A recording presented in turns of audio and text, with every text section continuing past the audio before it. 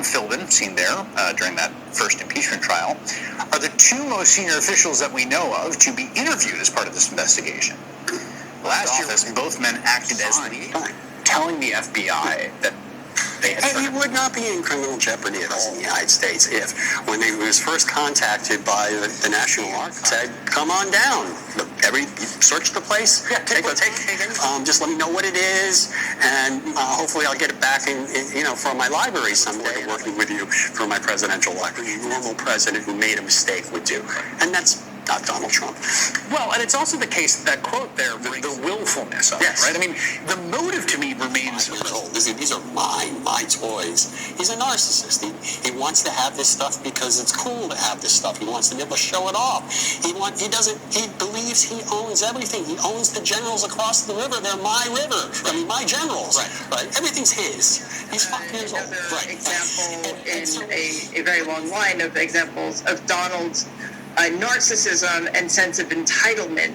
He may have been told it was coming, but he could not possibly believe it was coming because it never has. So I think that's where that panic is coming from, and of pivoting where he always pivots, to undermining the legitimacy of any investigation into his potential. How is your uncle going to sleep tonight? Well, probably as well as he always does, which is to say, not well. About Donald Trump's relationship to the military while he was in the White House.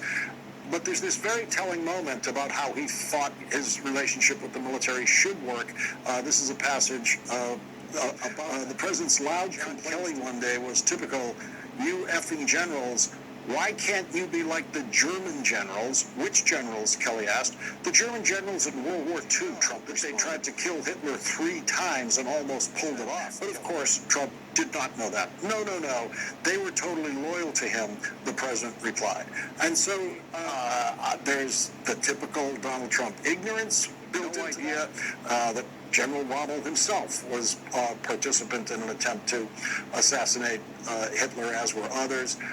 So there's the ignorance, this affection, admiration for the way Hitler did it. Yeah, well, that's something we've known about for a long time. It just, I think, should remind us that, first of all, Donald has always been contemptuous of service members, but has also put on a pedestal generals and admirals and what have you of him. That's what people are for, to be loyal to him, to do his bidding. So that probably came as a bit of a shock.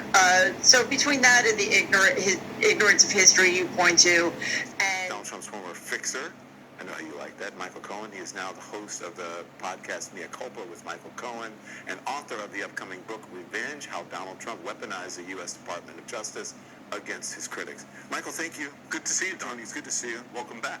Thank you very much. I appreciate it. Listen, that took, a week to take off. Right? So the president and his allies are really flooding the zone with different explanations for why so many top secret documents were found at Mar-a-Lago. Is this the Trump playbook? Overwhelm the story with distraction and deflection? Well, with Donald Trump, as I always call him, is Captain Chaos. It's to throw as much at the American public that he can in order to confuse them, because he truly believes that the American public has like a 2-day, maybe if you're bright, a 3-day window of remembering what was going on. So he'll just keep flooding it. But that's not why Donald Trump is doing it. You're right. He's scared. He's scared of the documents that they now have, possession and control over. This is documentary evidence. This is evidence that they can use against. You say that with the walls closing in around him, his next move is to find a scapegoat. Yes. I believe that because you were a scapegoat. Absolutely, and actually it's something revenge.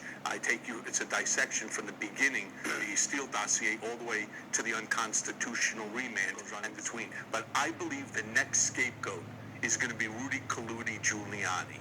I believe that everybody likes a bargain, but Donald Trump really likes a bargain, and I believe that Rudy is like a BOGO, buy one get one half. It's surprising to me, but to watch everyone make all these excuses for the former president, because some of these excuses each other, right? It's like, wait a minute, didn't you just say something else, and now you're saying it's something else, and someone is going on television, one of your people saying, oh, it's now. Isn't the fact of the matter is that you did something wrong. Just don't pack 33 boxes of classified information by accident. That just doesn't happen. Not only does that not happen, he already returned more than a dozen boxes, and they signed a document stating that there are no more boxes of information. Lago, which of course yet another lie. But we're so numb to the lies that Donald has told us that no one's even thinking about, oh yeah, he just made another mistake. No, this is classified information, and he does not have the right to take it, and at the same time, he